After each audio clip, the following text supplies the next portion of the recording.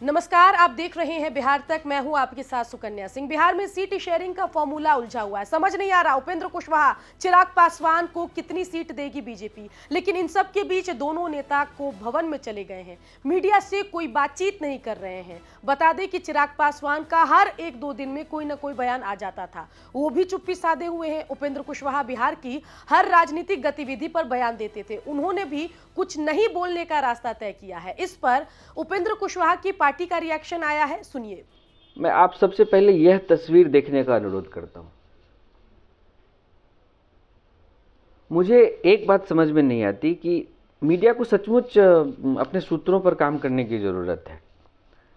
यदि कोई व्यक्ति कोप भवन में रहेगा तो अपने संगठन का विस्तार करेगा।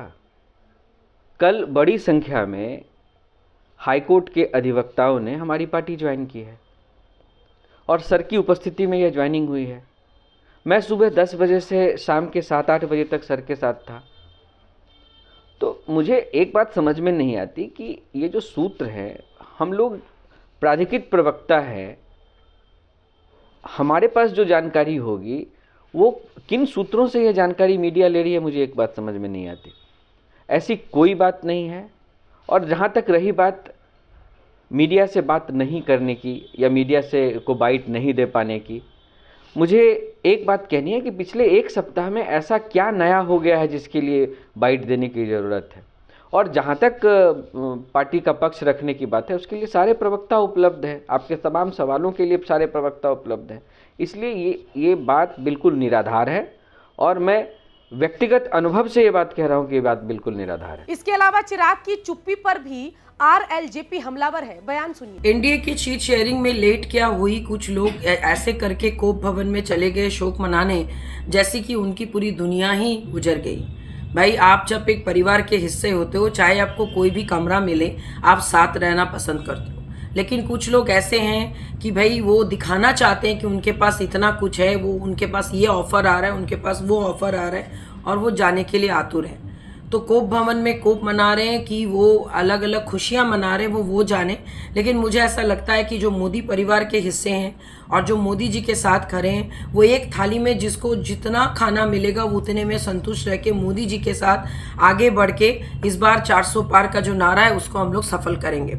वो कहते हैं ना, किसी का कहते हैं ना कि मेरे पास राहुल गांधी है, मेरे पास स्कैम है, मेरे पास लैंड फॉर जॉब मामला है, तुम्हारे पास क्या है? तो हमारे पास मोदी परिवार है। You have to choose between quantity and quality.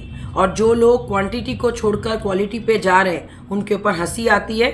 बस इतना ही कहना चाहेंगे कि शोक सभा बहुत दिनों तक मनेगा नहीं, आज नहीं तो कल चीज़ें सामने आएंगी। लेकिन मोदी जी के परिवार के साथ जो लोग हैं, वो लोग आज भी उनके हर एक डिसीजन के साथ खड़े हैं। और जैसे हमारे मंत्री जी हमेशा कहते हैं कि हम लोग मोदी के परिवार हैं, मरते दम तक मोदी जी के साथ रहेंगे।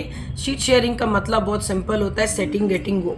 उसमें जो भी हिस्से में जो आएगा वो हम लोग डेफिनेटली लेंगे। और हम सब जानते हैं कि हमारे पास 5 सांसद है। आगे जो भी आपके तय होगा वरिष्ठ नेतृत्व के थ्रू, वो हम लोग लेंगे। तो देखा आपने कि किस तरीके से चिराग पासवान और उपेंद्र कुशवाहा चुप्पी साधे हुए हैं। बता दें कि राम को वनवास भेजने के लिए कैकेयी ने भी कोप भवन में जाना तय किया था, और जब तक दशरथ ने राम को वनवास भेजने का फैसला नहीं कर लिया था, तब तक कैकेयी कोप भवन में बैठी हुई थी। अब अपनी मांगों को लेकर चिराग और उपेंद्र कुशवाहा कोप भवन में है। देखना होगा बीजेपी इनको ग्रीन सिग्नल कब देती है कि इनकी मांगों को मान लिया गया है। फिलहाल चिराग पासवान को महागठबंधन की तरफ से भी ऑफर मिल रहे हैं।